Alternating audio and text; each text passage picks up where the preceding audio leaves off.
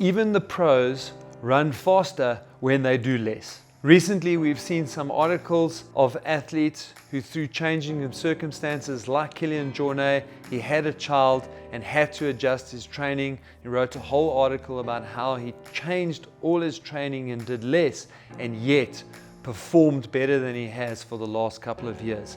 Ntutu and I are going to unpack that article today. So Ntutu, what are some of the key things that jumped out at you when you read through this article that Kilian wrote? So the first thing that really stands out is that, so many people are afraid to not do any fast running. And yet for so much of Kilian's block of training, he spent it just skiing on the mountain and actually just chilling. Yeah, essentially what he talks about there is doing his base block of training in the Alps, doing loads of skiing. And it's much longer than I would have thought that it was. And again, we've got to stress that Kilian has not just been good now, he's had years and years and years of development. And what we see is that it's a repetitive cycle where he spends much of his winter block. And in this one that we looked at is from December through to about February, March. So you're looking at 3 or 4 months that he spends, which is half the training block that we looked at, that he spends skiing and doing essentially low intensity training. You hit on a point there, Ntutu, and that's like, we can't discount the years of training that he's done, because he literally had this base period and whatever other training he did for 12 to 13 years. And so although he's changed the training for this season and had great performance, we'll never really be able to quantify the difference in effect between the previous 12 years and this year in particular. But what did he really change this time around, and what was so different in his training? So as you mentioned, Kilian had a young child just prior to this, and his wife's partner is also a professional athlete. So they essentially had to split the time looking after the children and training. So usually he would do much longer sessions. Being an ultra runner, we usually do an hour here and there, but his sessions are usually 2 or 3 hours of running. Instead, what he did was he did doubles. But instead of doing doubles once or twice a week, he did doubles pretty much every single day. So he was splitting all of his running days into 2 and doing a little bit in the morning and a little bit in the afternoon to essentially get to the volume that he would normally get to in a single session. So that's quite interesting, because although the premise of the article is that by doing less, he still performed well, what I take out of that is that he actually did very similar volumes. He just got to it in a very different way. So, numbers aren't important, they don't really mean much to us, but for him, he did 180 kilometers to 200 kilometers a week, regardless. So even with splitting his sessions, he was still getting a huge amount of volume, just not the long continuous sessions that you'd normally be used to seeing for someone running the distances that he does in races. Okay, and did he have like key sessions and workouts that he relied on? So interestingly, again, with the limitation of how much time he had to run, he didn't do a lot of long runs.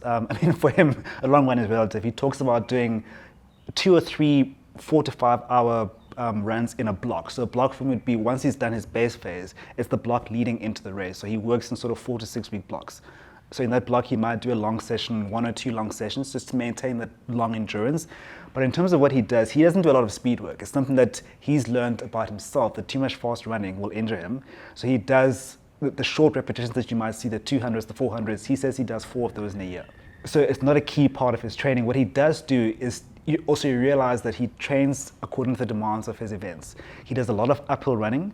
So he does compound sessions that include long uphill intervals and then immediately following into a flat sort of 10K tempo. He also does race simulation sessions, and these would be a long run of 50Ks. And again, 50Ks for someone at his level is not going to be too much running. He'll do about 3 hours of running at the most.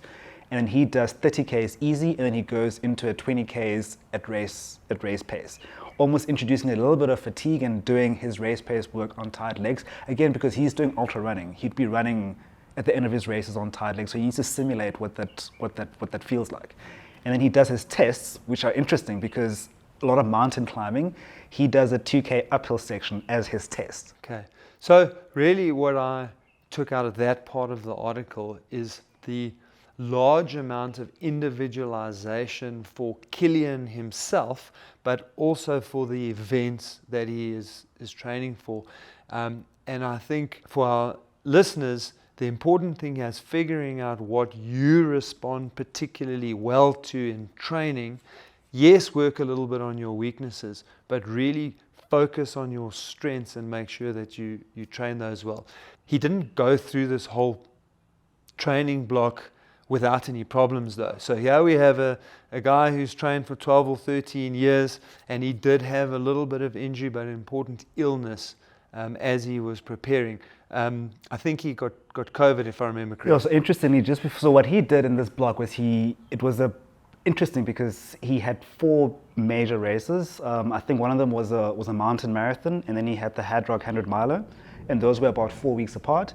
And then he had a very short period at the end where he had a 30K mountain race again, which is all uphill, and then the big one, which was UTMB, which is what he was actually training for.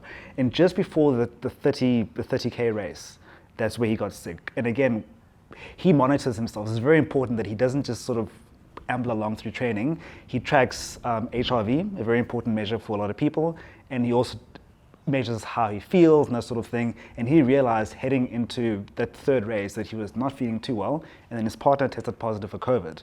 And then, of course, that involved changing a few things along the way. Yeah, so what I really liked about that part of the article is that he put a premium on recovery. He talks in there about monitoring his vitals, his HRV, etc. But if he does get to a planned key workout, and even if the HRV data told him he was fine, if he didn't feel fine, he kicked that workout to later in the week. And that's often a privilege that amateur athletes don't have, because they can only get to a track on a particular day. But really what that told me was that to prevent injury and to improve performance, don't do workouts that you are not ready to do. What I found very interesting in the article was how he approached that 30K race. Again, knowing he's a professional athlete, knowing that it was one of his key preparation events for UTMB. How did he manage himself going into that 30K? So obviously leading into the race, he was struggling figuring out whether he'd be able to compete. So he, as we said, he monitored, and on race day he felt fine. But on the race itself, he realized that he couldn't push as hard as he could. And he almost gave away a little bit of an advantage that he would have usually had, and he stuck back. Because it's an uphill race, he knew that he'd be struggling. He says his legs felt a little bit tired. And he just basically held back until he felt good. He didn't run through. And I suppose with these races, you have time. It's not a 20-minute race. You have 3 or 4 hours, and you can go through stages where you feel great or don't feel great. But he was, again, in the event, monitoring himself and being honest with how he's responding to the event in the day, and then responding as required to manage himself. So really what I took out of this whole article was a high degree of individualization, that there's definitely more than one way to prepare yourself for a race, and that often it is about the total volume, not necessarily how we get there. And crucially, Kilian is meticulous about his recovery and managing his recovery. If you want to learn more about Kipchoge's training and how that is different, watch the video on screen now.